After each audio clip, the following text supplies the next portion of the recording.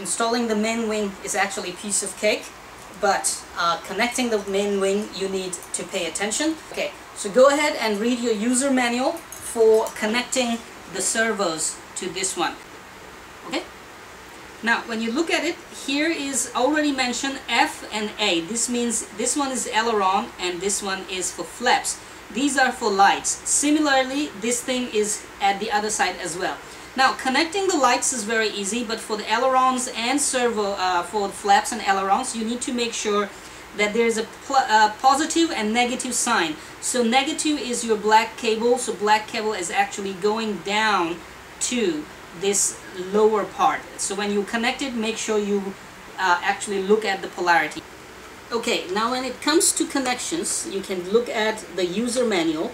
It says minus and plus. So black cable goes towards minus. Now actually speaking, you need to hold the user manual upside down and then it will match to your PCB board here. So in this regard, the black will go downwards, red will be in the center, and white will be on top. So these are 3 color cables on your servos.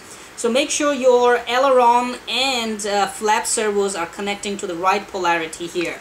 I wouldn't connect them now actually. I would look at the servos. You can easily see that there is an aileron mentioned and flaps mentioned on these connectors. You can see? Okay, so on these connectors, ailerons and flaps are mentioned. You will never make a mistake. Alright, go ahead, pick up your both wings, and first thing first, there are 2 carbon fiber rods. A small one goes to back side, which is closer to the tail,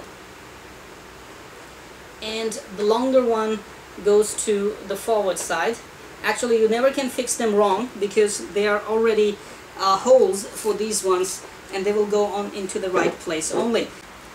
Alright, so as there is no lock inside, if you push this rod in, it will keep on going and you might end up with unbalanced rods more into one wing than the other wing. So after the rough calculation, I can see the big rod is like 7 inches left and 7 inches right.